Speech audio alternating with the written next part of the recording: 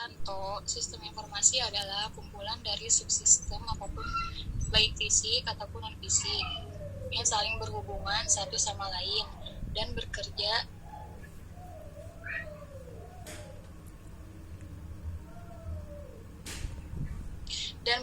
sama secara harmonis untuk mencapai satu tujuan yang mengolah dan menjadi informasi yang berarti dan berguna. Terus selanjutnya itu ada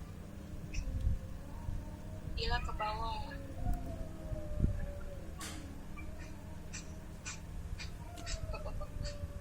Terus selanjutnya itu ada karakteristik sistem informasi. Yang pertama itu ada komponen, kedua itu boundary, terus yang ketiga itu environment, dan terakhir interface. Dan selanjutnya akan dijelaskan oleh saudari Danis. Terima kasih Pipe. Di sini saya akan menjelaskan apa itu manajemen pendidikan. Jadi kalau menurut Purwanto, itu sebuah kegiatan sekolah dari meliputi usaha-usaha besar seperti mengenai pengarahan usaha-usaha besar, koordinasi, konsultasi, korespondensi, kontrol perlengkapan, dan seterusnya sampai kepada usaha-usaha kecil dan sederhana seperti menjaga sekolah dan sebagainya. Nah, contohnya itu kayak dari kurikulum, personelia, peserta didik, sarana prasarana, keuangan, administrasi, sampai layanan khusus seperti perpustakaan, UKS, dan juga kantin.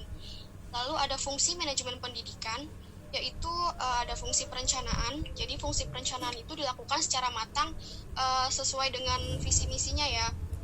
Kayak isi programnya apa, terus penentuan strateginya kayak gimana. Lalu ada fungsi organisasi, yaitu kayak membagi tugas ke orang-orang yang terlibat untuk memudahkan pelaksanaannya. Seperti itu. Lalu ada fungsi koordinasi. Fungsi koordinasi tersebut ini untuk menstabilisasi antara berbagai tugas, tanggung jawab, dan kewenangannya untuk menjamin keberhasilan pelaksanaan dari program tersebut. Sedangkan ada fungsi motivasi, yaitu kayak tindakan kita untuk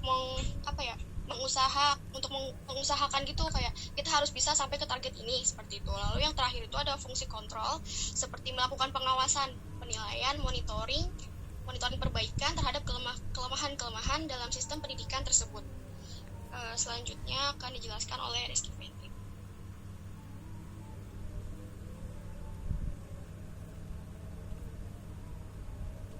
Baik, terima kasih Saudari Danis. Saya akan menjelaskan apa itu sistem informasi manajemen pendidikan.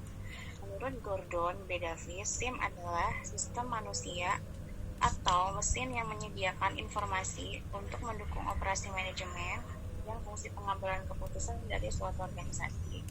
Tim selalu berhubungan dengan pengolahan informasi yang berbasis pada computer-based information processing.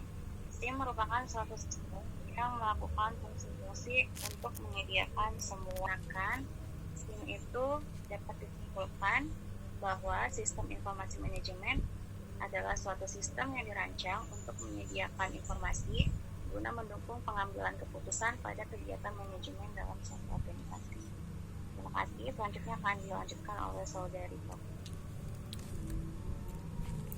Jadi ada namanya apa itu pengembangan sistem informasi manajemen pendidikan. Yaitu pengembangan sistem dapat berarti menyusun suatu sistem yang baru untuk menggantikan sistem yang lama secara keseluruhan atau memperbaiki sistem yang ada.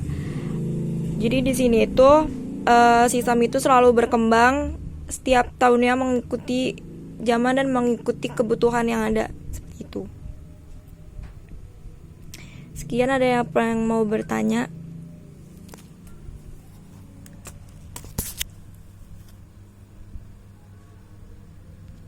Poppy mau nanya dong.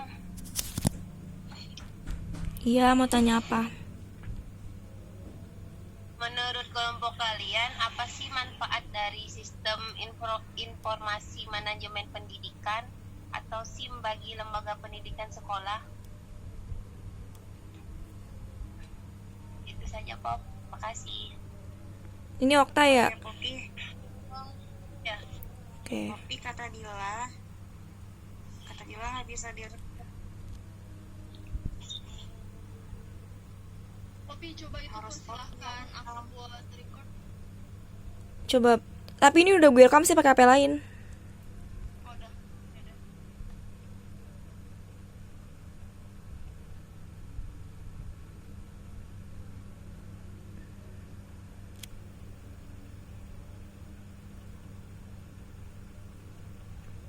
Tadi ada yang mau nanya lagi nggak?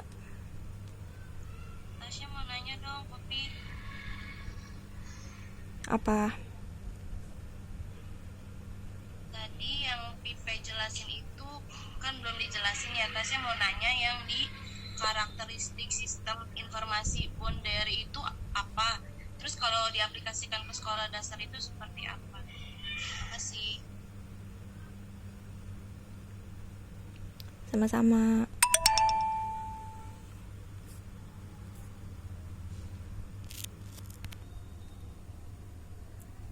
Pertanyaannya, bagaimana sih hubungan sistem informasi manajemen dan fungsi manajemen itu seperti apa? Udah gitu aja, makasih. Udah. Oke. Jadi kalau menurut Fenty ya, Bunda, manfaat yang dapat dirasakan tuh dari adanya SIM kayak sebagai pendukung kegiatan fungsi manajemen dalam rangka menunjang tercapainya sasaran dan fungsi-fungsi operasional dalam organisasi pendidikan. Contohnya tuh seperti tersedianya sistem pengelolaan data dan informasi pendidikan, tersedianya data dan informasi pendidikan yang lengkap. Jadi apabila jika suatu saat ada data yang diperlukan, maka data masih tersimpan dengan baik serta dapat memudahkan segala urusan proses bagi sekolah. Seperti itu, Okta. Oke, makasih Fenty. Itu apa kan? Terus apa tadi? Penerapannya ya? Pengaplikasiannya ya? Penerapan di SD itu kayak gimana? Jadi sistem boundary itu kan artinya batas ya kan. Jadi sistem boundary itu ruang lingkup sistem yang merupakan daerah yang membatasi antara sistem dengan sistem lainnya atau sistem dengan lingkungan luarnya. Jadi batasan sistem ini itu memungkinkan suatu sistem dipandang sebagai satu kesatuan yang tidak dapat dipisah-pisahkan. Nah, contohnya itu kalau dari pengaplikasian di sekolah itu kayak misalnya pendaftaran siswa baru tahun 2021 2022 di SD bla bla bla bla bla. Jadi ada apa ya, kayak ada batasnya gitu. Batasnya itu di tahunnya. Jadi kayak tahun 2021 sampai ke 2022 kayak gitu. Paham nggak? Iya, ngerti batasan buat iniin siswanya ya. Iya. Coba jawab pertanyaan dari Nabila. Tadi Nabila itu kan nanya tentang bagaimana hubungan sistem manajemen dan fungsinya seperti apa. Iya. Nah, kalau hubungannya itu tuh sebagai suatu sistem yang menyediakan informasi bagi para pemakai. Nah, pemakainya itu siapa? Ya kita sendiri. Nah, dari situ para pemakai itu membentuk suatu organisasi dan sistem informasi manajemen. Terus hal itu tuh organisasi yang tadi dibuat sama pemakai itu organisasi sama sistem informasi manajemennya itu tuh sebagai tolak ukur dalam mencapai tujuan. Itu hubungannya. Nah, kalau misalnya fungsinya itu yang pertama itu fungsi manajemen itu memudahkan bagian manajemen dalam hal perencanaan, pengawasan. Terus yang kedua itu sebagai